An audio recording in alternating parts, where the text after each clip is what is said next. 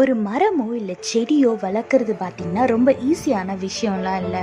அந்த செடி வளர்கிறதுக்கு ஏற்ற மாதிரி ஒரு மண்ணில் அந்த விதையை விதைச்சி அதுக்கு ஏற்ற மாதிரி சும்மா லைட்டாக தண்ணி தெளித்து விட்டு அது கொஞ்சம் கொஞ்சமாக அதுக்கப்புறம் முளைக்க ஆரம்பித்து கொஞ்சம் கொஞ்சமாக பெருசாக செடியாக வளரும். அதுக்கப்புறம் அதுக்கு ஏற்ற மாதிரியான தண்ணி அளவு மாற்றணும், உரம் போடணும். இந்த மாதிரி ஸ்டேஜ் பை ஸ்டேஜாக தான் அந்த மரமோ செடியோ வளரும். இன்னைக்கு விதையை விதைச்சிட்டு நாளைக்கு எனக்கு ஒரு மரம் வேணும், அந்த மரத்துல இருந்து ஒரு ஆப்பிள் வேணும் அப்படின்னா அது நடக்காது. இதே மாதிரி தாங்க நம்மளோட வாழ்க்கையில ஏசப்பா ஒரு சில வாக்குத்தத்தங்களை நம்மளுக்கு கொடுத்திருப்பாரு. ஏசப்பா கொடுத்தா அது நிச்சயம் நடக்கும். ஆனா அதுக்கு ஒரு டைம் இருக்கு.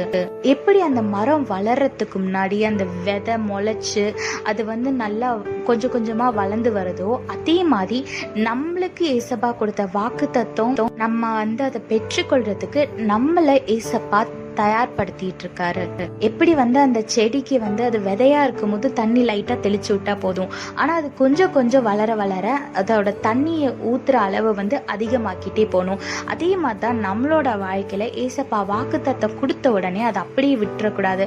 அந்த வார்த்தையை பிடிச்சு கொண்டு டெய்லி அவரோட பிரசன்னத்துல அமர்ந்து ஏசப்பா கூட டைம் ஸ்பெண்ட் பண்ணி அந்த வார்த்தையை சொல்லி அறிக்கை செஞ்சு எப்படி அந்த செடி கொஞ்சம் கொஞ்சமா வளருதோ, அதே மாதிரி நீங்களும் ஏசப்பாக்குள்ள கொஞ்சம் கொஞ்சமா ஸ்ட்ராங் ஆகிட்டே வந்தீங்க அப்படின்னா அந்த வாக்குத்தத்தத்தை ஈஸியா பெற்றுக்கொள்ளலாம். வேதத்துல பாருங்க, பிரசங்கி 7:8 போட்டிருக்கு, ஒரு காரியத்தின் துவக்கத்தை பார்க்கிலும் அதன் முடிவு நல்லதுன்னு போட்டிருக்கு.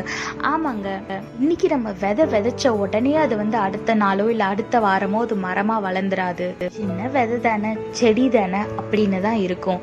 ஆனா அது ஒரு நாள் வளர்ந்து கனி தரும் போது நம்மளுக்கு ரொம்ப சந்தோஷமா இருக்கும், பயனுள்ளதா இருக்கும். சோ அதனால ஏசப்பா தந்த எந்த ஒரு வாக்குத்தத்தமும் என் வாழ்க்கையில நடக்கல, என் வாழ்க்கை ஒரு ப்ராக்ரஸே இல்லாம இருக்கு அப்படின்னு நீங்க நினைக்கவே நினைக்காதீங்க.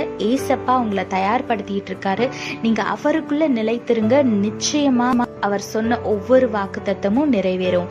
ஏசப்பாவை இறுக்கமா பற்றி கொள்ளுங்க, அவருக்குள்ள வேறொன்றுங்க, ஆசீர்வாதமான வாழ்க்கையை வாழுங்க. கர்த்தர் உங்களோடு கூட இருந்து உங்களை ஆசீர்வதித்து பாதுகாத்து வழி நடத்துவாராக. ஆமென். Growing a tree is not an easy job. First you have to select the perfect soil which will make the seed grow day by day. Because for each plant the soil differs.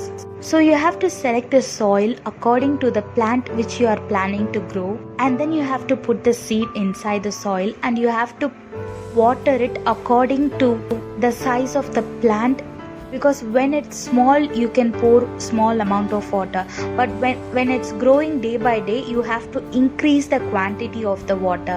Same goes with the fertilizer. Likewise in our life, some of the promises that is given by our God has not happened in our life. That doesn't mean that our God will not give us what he has promised. We are just in the progressing period. You cannot expect a tree to grow in a single day. The seed should go through some process to become a strong tree and to bear fruits. Likewise in our life, if our roots are strong in God, then we can receive the promises he has done for us. Look what the Bible says in Ecclesiastes 7:8. Something completed is better than something just begun. Yes, when the plant is very small, it might not seem very pleasing and satisfied, but when it grows into a tree and gives you fruit, you will be very happy and satisfied. So if you want to receive the blessing from our God, stay strong in our God, hold on to him, spend time with him, meditate his words, and hold on to him tightly and live a blessed life. God bless you all. Have a blessed day. Amen.